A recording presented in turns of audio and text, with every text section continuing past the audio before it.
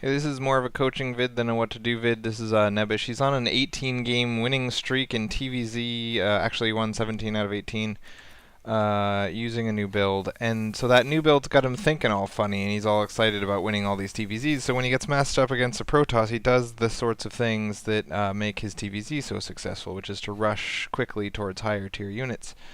And that's not how TvP works. So he's on a little tiny baby losing streak of 4 games in TvP, and he was like, "Tell me what I'm doing wrong. Tell me what I'm doing wrong." And I thought it's beneficial to watch something. Nick is like top 5 or something, or playing against top 5 Masters. Like I don't think he's played enough games to actually be placed where his MMR puts his opponents. But yeah, definitely he's playing people in the top of the Masters League, and so it's always beneficial to look at what people at the top are doing wrong, right? So let's look at what Nick does wrong. So first, this bunker is wrong.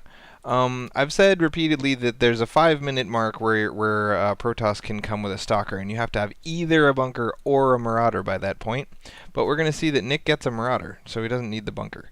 Now, obviously, the marauder's not going to be done by 5 minutes, but if you have just 2 supply depots here and a marauder zealot comes, you can just keep your military units way back up here, and then when the marauder pops, you get a free stalker kill or he runs away.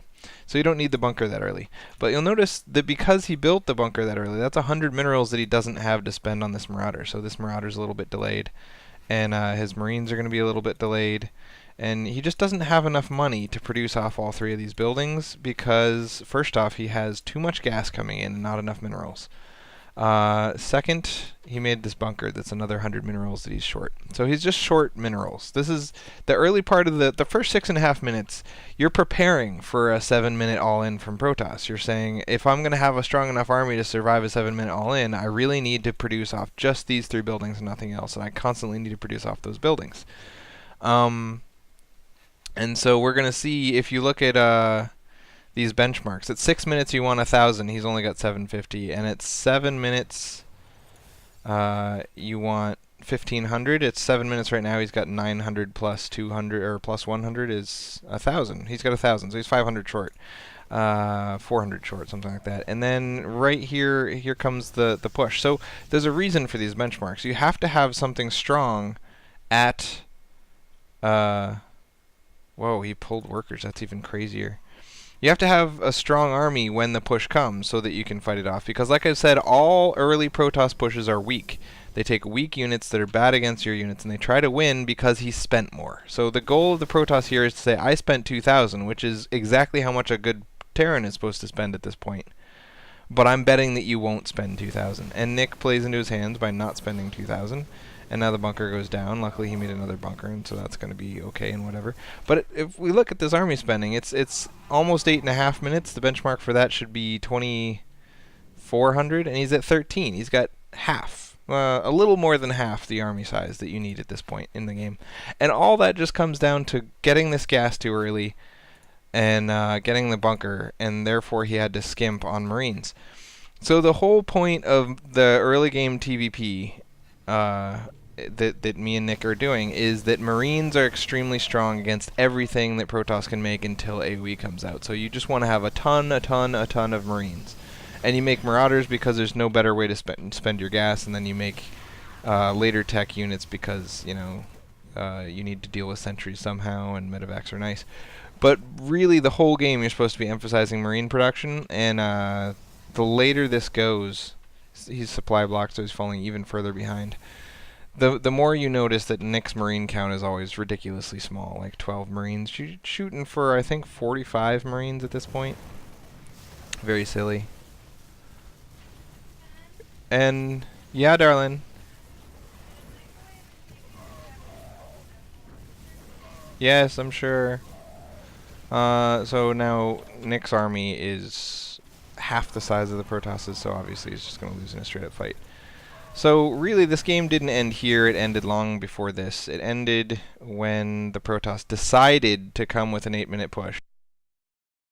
And I know rewinding cuts off my voice for a second, so I'm back. To come with an 8-minute push, and Nick decided not to have a strong 8-minute army. So the benchmarks are 1,000 at 6, 1,500 at 7, and 2,000 at 8. You missed by a mile. Your army is half the size of his. When the whole point of this build was to have 2,000 at 8 minutes and 3,000 after that, and so on and so forth. You just kind of didn't do that. So to fix this, you need to get this second gas much later. Don't get the second gas until after you start your factory. Don't start the factory until 6.5 minutes. Don't make the bunker at all until about 5.5 minutes, and you can get an idea of what his build is. You can spot this majillions of warp gates by sending that first Marine to try to kill off some probes and get an idea of what's going on, and then sending the Reaper later on to see what kind of build he's doing. But even not knowing what build he's doing, there's no incentive to ever stop making Marines. You should constantly be producing Marines out of this racks, and 2 Marines every 25 game seconds means 4.5 Marines per minute or something like that. So we should have like 12 Marines by 6.5 minutes, and that means by now you should have like 20 something. I don't know. Definitely more than 11. So that is all. Also, pulling workers. Obviously, pulling workers is something you need to do against an all-in like this, but I think you pulled too many, and I think they weren't used really super well. I'm not saying I would have used them any better, but that did contribute. I mean, this is a lot of guys not mining. Right now, your mineral income is only 14 workers. And you're getting plenty of gas, but no minerals, and that's a big problem. Look how high your gas is. It's like 600. So if you do have to pull workers before the 8-minute mark, 8 minutes is when you're fully saturated. After 8 minutes, you can always pull workers without cutting into your economy. But if you have to pull workers before 8 minutes, pull gas workers as well as mineral workers, because otherwise your gas is just going to climb and climb and climb. Anyway, let's go on to the next one. There are 3 games that Nick asked about, and this was the first.